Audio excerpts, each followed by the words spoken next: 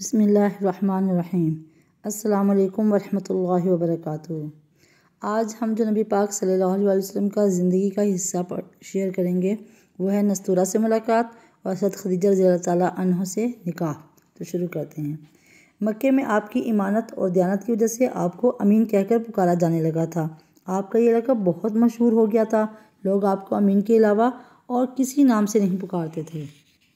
انہی دنوں میں ابو طالب نے آپ سے کہا، اے بھتیجے، میں ایک بہت غریب آدمی ہوں اور قحط سالی کی وجہ سے اور زیادہ سخت حالات کا سامنا ہے۔ کافی عرصے سے خشک سالی کا دور چل رہا ہے۔ کوئی ایسا ذریعہ نہیں کہ اپنا کام چلا سکیں اور نہ ہماری کوئی تجارت ہے۔ ایک تجارتی قافلہ شام جانے والا ہے، اس میں قریش کے لوگ شامل ہیں۔ قریش کی خاتون خدیجہ بنت خویلد شام کی طرف اپنا تجارتی سامان بھیجا کرتی ہیں۔ جو شخص ان کا نام لے کر جاتا ہے وہ اپنی اجرت ان سے طے کر لیتا ہے۔ اب اگر تم ان کے پاس جاؤ اور ان کا مال لے جانے کی پیشکش کرو تو وہ ضرور اپنا مال تمہیں دے دیں گی، کیونکہ تمہاری ایمانت داری کی شہرت ان تک پہنچ چکی ہے۔ اگرچہ میں اس بات کو پسند نہیں کرتا کہ تم شام کے سفر پر جاؤ، یہودی تمہارے دشمن ہیں، لیکن حالات کی وجہ سے میں مجبور ہوں، اس کے علاوہ کوئی چارہ بھی تو نہیں۔ یہاں تک کہہ کر ابو طالب خاموش ہو گئے۔ تب آپ صلی اللہ علیہ وسلم نے فرمایا، ممکن ہے وہ خاتون خود میرے پاس کسی کو بھیجیں۔ یہ بات آپ نے اس لیے کہی تھی کہ سیدہ خدیجہ رضی اللہ تعالیٰ عنہ کو ایک بااعتماد آدمی کی ضرورت تھی، اور اس وقت مکے میں آپ سے زیادہ شریف، پاک باز، ایمانت دار، سمجھدار اور قابل اعتماد آدمی کوئی نہیں تھا۔ ابو طالب اس وقت بہت پریشان تھے۔ آپ کی یہ بات سن کر انہوں نے کہا، اگر تم نہ گئے تو مجھے ڈر ہے وہ کسی اور سے معاملہ طے کر لیں گے۔ یہ کہہ کر ابو طالب اٹھ گئے۔ ادھر آپ کو یقین سا تھا کہ سیدہ خدیجہ رضی اللہ عنہا خود ان سے کسی طرح بھی کسی کو بھیجیں گی، اور ہوا بھی یہی۔ سیدہ خدیجہ رضی اللہ تعالیٰ عنہ نے اللہ کے رسول صلی اللہ علیہ وسلم کو بلا بھیجا اور پھر آپ سے کہا، میں نے آپ کی سچائی، ایمانت داری اور نیک اخلاق کے بارے میں سنا ہے، اور اسی وجہ سے میں نے آپ کو بلوایا ہے۔ جو معاوضہ آپ کی قوم کے دوسرے آدمیوں کو دیتی ہوں، آپ کو ان سے دگنا دوں گی۔ آپ نے ان کی بات منظور فرما لی۔ پھر آپ اپنے چچا ابو طالب سے ملے، انہیں یہ بات بتائی۔ ابو طالب سن کر بولے، یہ روزی اللہ تعالیٰ نے تمہارے لیے پیدا فرمائی ہے۔ اس کے بعد آپ سیدہ خدیجہ رضی اللہ عنہا کا سامان تجارت لے کر شام کی طرف روانہ ہوئے۔ سیدہ خدیجہ رضی اللہ تعالیٰ عنہ کے غلام میسرہ آپ کے ساتھ تھے۔ روانگی کے وقت حضرت خدیجہ رضی اللہ تعالیٰ عنہ نے میسرہ سے کہا، کسی معاملے میں ان کی نافرمانی نہ کرنا، جو یہ کہیں وہی کرنا، ان کی رائے سے اختلاف نہ کرنا۔ آپ کے سب چچاؤں نے قافلے والوں سے آپ کی خبرگیری رکھنے کی درخواست کی۔ اس کی وجہ یہ تھی کہ ذمہ داری کے لحاظ سے یہ آپ کا پہلا تجارتی سفر تھا، گویا آپ اس کام میں بالکل نئے تھے۔ ادھر آپ روانہ ہوئے، ادھر آپ کا معجزہ شروع ہو گیا۔ ایک بدلی نے آپ کے اوپر سایہ کر لیا، آپ کے ساتھ ساتھ چلنے لگی۔ سبحان اللہ۔ جب آپ شام پہنچے تو بصرہ شہر کے بازار میں ایک درخت کے سائے میں اترے۔ یہ درخت ایک عیسائی راہب نستورہ کی خانقاہ کے سامنے تھا۔ اس راہب نے میسرہ کو دیکھا تو خانقاہ سے نکل آیا۔ اس وقت اس نے آپ کو دیکھا، آپ درخت کے نیچے ٹھہرے ہوئے تھے۔ اس نے میسرہ سے پوچھا، یہ شخص کون ہے جو اس درخت کے نیچے موجود ہے؟ میسرہ نے کہا، یہ ایک قریشی شخص ہے، حرم والوں میں سے ہے۔ یہ سن کر راہب نے کہا، اس درخت کے نیچے نبی کے سوا کبھی کوئی آدمی نہیں بیٹھا۔ مطلب یہ تھا کہ اس درخت کے نیچے آج تک کوئی شخص نہیں بیٹھا۔ اللہ تعالیٰ نے اس درخت کو ہمیشہ اس سے بچایا ہے کہ اس کے نیچے نبی کے سوا کوئی دوسرا شخص بیٹھے۔ سبحان اللہ۔ اس کے بعد اس نے میسرہ سے پوچھا، کیا ان کی آنکھوں میں سرخی ہے؟ میسرہ نے جواب دیا، ہاں بالکل ہے، اور یہ سرخی ان کی آنکھوں میں مستقل رہتی ہے۔ اب نستورہ نے کہا، یہ وہی ہیں۔ میسرہ نے حیران ہو کر اس کی طرف دیکھا اور بولا، کیا مطلب یہ وہی ہیں؟ کون وہی؟ یہ آخری پیغمبر ہیں۔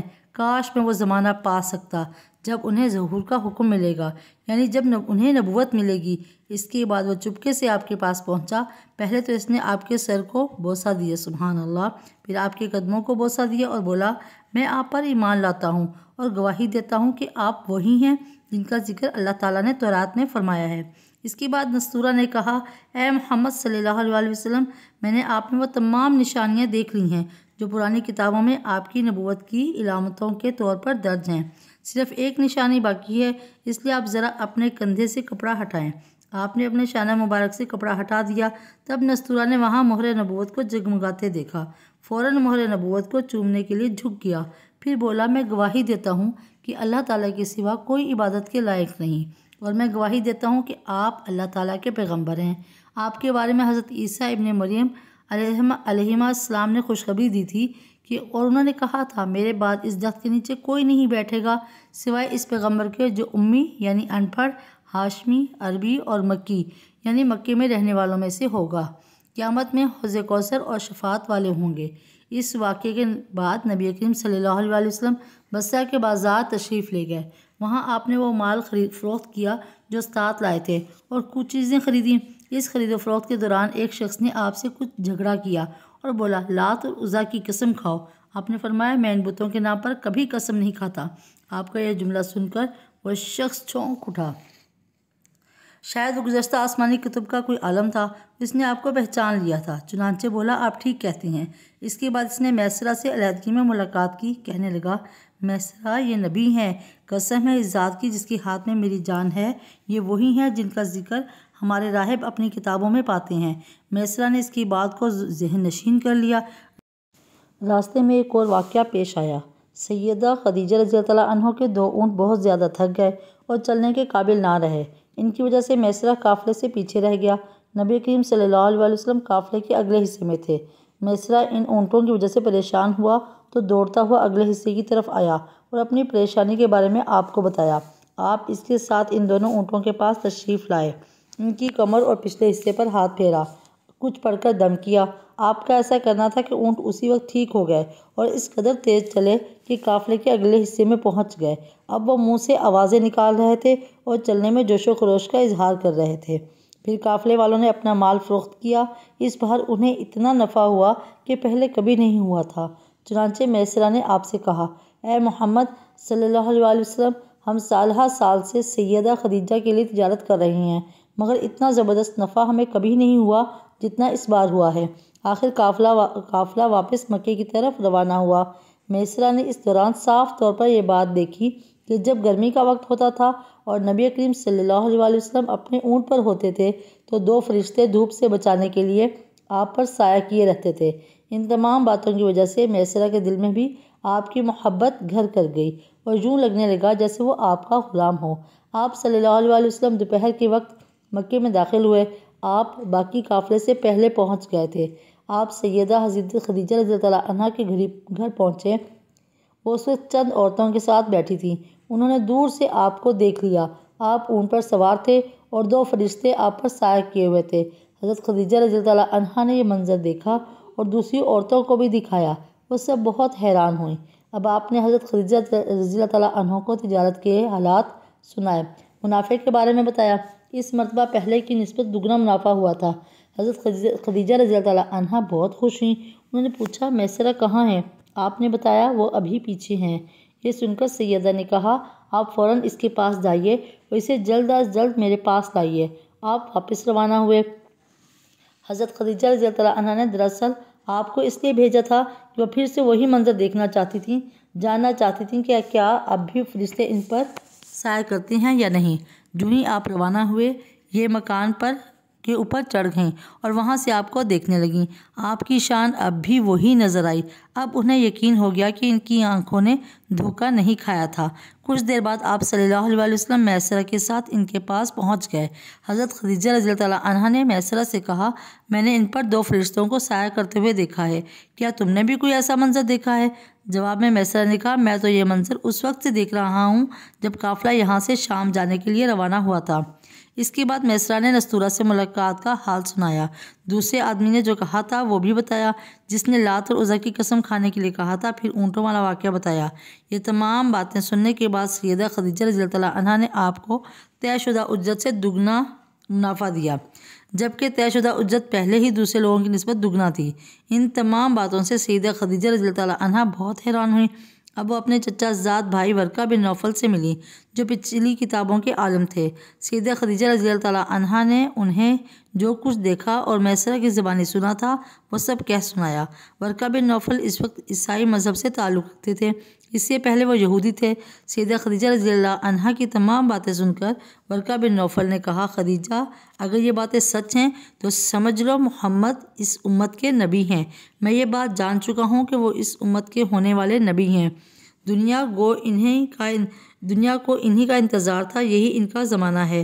یہاں یہ بات بھی واضح ہو جائے کہ نبی کریم صلی اللہ علیہ وسلم نے سیدہ خدیجہ رضی اللہ عنہا کے لیے تجارتی سفر صرف ایک بار ہی نہیں کیا، چند سفر اور بھی کیے۔ سیدہ خدیجہ رضی اللہ عنہا ایک شریف اور پاک باز خاتون تھیں، نسب کے اعتبار سے بھی قریش میں سب سے اعلیٰ تھیں۔ انہیں قریش کی سیدہ کہا جاتا تھا۔ قوم کے بہت سے لوگ ان سے نکاح کے خواہش مند تھے۔ کئی نوجوانوں کے پیغام ان تک پہنچ چکے تھے، لیکن انہوں نے کسی کے پیغام کو قبول نہیں کیا تھا۔ نبی اکرم صلی اللہ علیہ وسلم تجارت کے سفر سے واپس آئے تو آپ کی خصوصیات دیکھ کر اور آپ کی باتیں سن کر وہ آپ صلی اللہ علیہ وسلم سے بہت زیادہ متاثر ہو چکی تھیں، لہٰذا انہوں نے ایک خاتون نفیسہ بنت منیہ کو آپ کی خدمت میں بھیجا۔ انہوں نے آ کر آپ سے کہا کہ اگر کوئی دولت مند اور پاک باز خاتون خود آپ کو نکاح کی پیشکش کرے تو کیا آپ مان لیں گے؟ ان کی بات سن کر آپ نے فرمایا، وہ کون ہے؟ نفیسہ نے فوراً کہا، خدیجہ بنت خویلد۔ آپ نے انہیں اجازت دے دی۔ نفیسہ بنت منیہ سیدہ خدیجہ رضی اللہ عنہا کے پاس آئیں، انہیں ساری بات بتائی۔ سیدہ خدیجہ رضی اللہ عنہا نے اپنے چچا زاد عمرو بن اسد کو اطلاع کرائی تاکہ وہ آ کر نکاح کر دیں۔ سیدہ خدیجہ رضی اللہ عنہا کی اس سے پہلے 2 مرتبہ شادی ہو چکی تھی۔ ان کا پہلا نکاح عتیق ابن مایت سے ہوا تھا، اس سے ایک بیٹی ہندہ پیدا ہوئی تھی۔ عتیق کے فوت ہو جانے کے بعد سیدہ کا دوسرا نکاح ابو حالہ نامی شخص سے ہوا۔ ابو حالہ کی وفات کے بعد سیدہ خدیجہ رضی اللہ عنہا بیوگی کی زندگی گزار رہی تھیں کہ انہوں نے آپ صلی اللہ علیہ وسلم سے نکاح کا ارادہ کر لیا۔ اس وقت سیدہ کی عمر 40 سال کے لگ بھگ تھی۔ سیدہ خدیجہ رضی اللہ عنہا کے چچا عمرو بن اسد وہاں پہنچ گئے۔ ادھر نبی کریم صلی اللہ علیہ وسلم بھی اپنے چچاؤں کو لے کر پہنچ گئے۔ نکاح کس نے پڑھایا؟ اس بارے میں روایات مختلف ہیں۔ ایک روایت یہ ہے کہ نکاح آپ کے چچا ابو طالب نے پڑھایا تھا۔ مہر کی رقم کے بارے میں بھی روایات مختلف ہیں۔ ایک روایت یہ ہے کہ مہر کی رقم 12 اوقیہ کے قریب تھی۔ دوسری روایت یہ ہے کہ آپ نے مہر میں 20 جوان اونٹنیاں دیں۔ نکاح کے بعد نبی کریم صلی اللہ علیہ وسلم نے ولیمے کی دعوت کھلائی اور اس دعوت میں آپ نے 1 یا شاید 2 اونٹ ذبح کیے۔ جزا اللہ عنا محمد صلی اللہ علیہ وآلہ وسلم ما ہوا اہلہ۔ محترم سامعین، اللہ کا فضل و کرم ہمیشہ آپ کے ساتھ ہو اور اس کے نگہبان فرشتے ہر وقت اور ہر جگہ آپ کی حفاظت کریں، آمین یا رب العالمین۔ السلام علیکم ورحمۃ اللہ وبرکاتہ۔